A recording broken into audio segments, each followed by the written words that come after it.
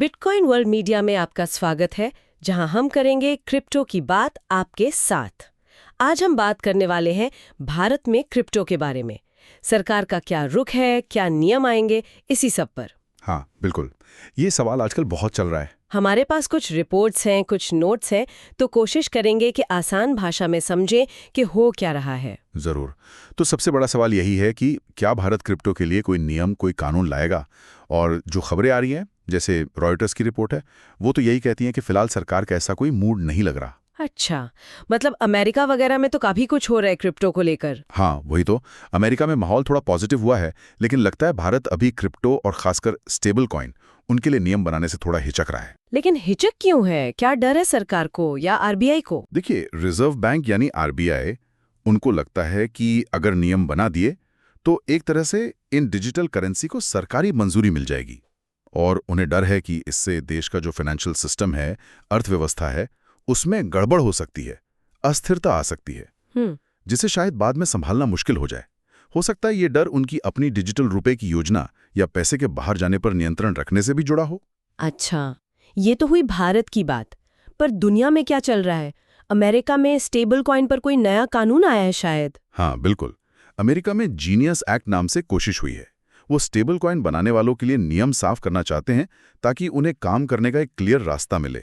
अच्छा। और ये भी देखिए कि जब पूर्व राष्ट्रपति ट्रंप ने क्रिप्टो के बारे में अच्छा बोला था, तो बाजार, खासकर बिटकॉइन, काफी ऊपर गया था। और स्टेबल कॉइन, वो तो खुद में ही एक बहुत बड़ा बाजार बन गया है, करीब करीब $250 बिलियन का। 250 बिलियन? ये तो बहुत ज्यादा है। हाँ, बहुत बड़ा अमाउंट है ये। और ऐसा भी सुनने में आया है कि अगर भारत स्टेबल कॉइन नहीं अपनाता तो उसे बाहर पैसे भेजने मंगाने में जो फीस लगती है, उसमें नुकसान हो रहा है। हाँ, कुछ अंदाजे हैं ऐसे। कोई कहता है साल का करीब $60 प्रति व्यक्ति का नुकसान हो सकता है फीस में।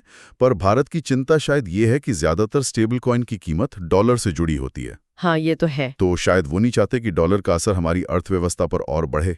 लेकिन पॉलीगॉन जैसी कंपनियां तो रुपए वाला स्टेबल कॉइन भी लाने का सोच रही हैं। हाँ, ये भी एक डेवलपमेंट है। पॉलीगॉन जैसी कुछ कंपनियां भारतीय रुपये से जुड़ा स्टेबल कॉइन लाने पर काम कर रही हैं।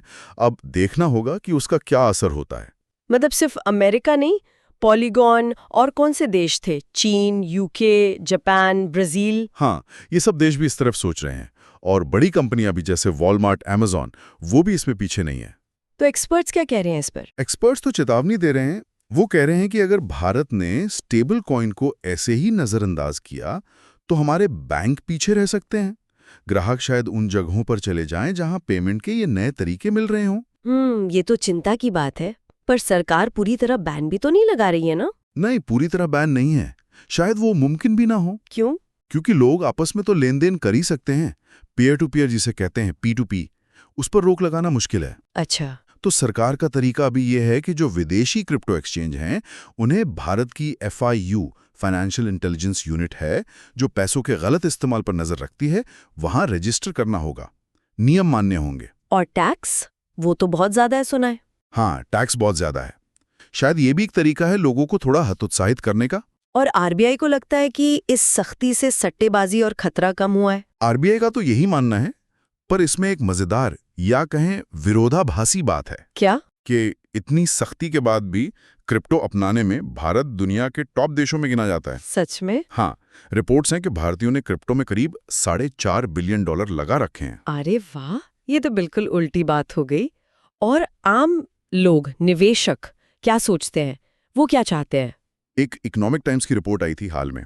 उसके हिसाब से 93% भारतीय निवेशक चाहते हैं कि क्रिप्टो पर नियम बने। 93%? मतलब लगभग सभी? हाँ, और उनमें से आधे से ज्यादा, करीब 56% मानते हैं कि नियम होंगे तो उनका पैसा सुरक्षित रहेगा और इस सेक्टर में एक स्थिरता आएगी।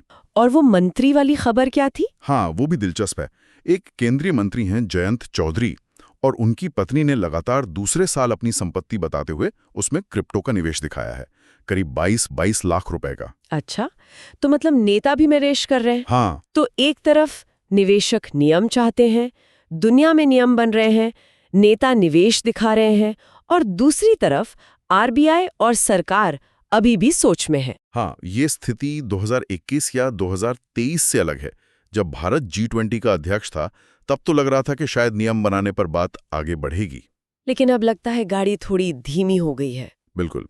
लेकिन दुनिया भर में स्टेबल कॉइन जिस तरह बढ़ रहे हैं और भारत में लोग जितना इसमें पैसा लगा रहे हैं उसे नज़रअंदाज करना मुश्किल होगा। शायद अब वक्त आ गया है कि सरकार सभी पार्टियों से, इंडस्ट्री से, निवेशकों से बात करे और कोई बीच का रास्ता निकाले। सही बात है।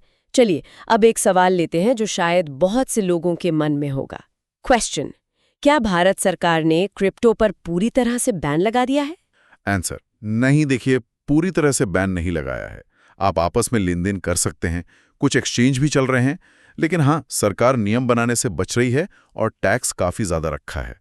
तो एक तरह से पूरी छूट भी नहीं है। समझ गया। तो ये थी आज की बात। और अब एक सवाल आप सबके सोचने के लिए।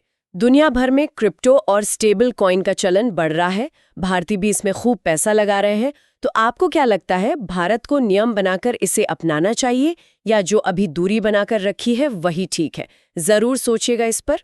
डेली न्यूज की जानकारी के लिए हमारे चैनल को सब्सक्राइब कर लें। जल्द ही मिलते हैं एक नए टॉपिक के साथ। धन्यवाद। धन्यवाद।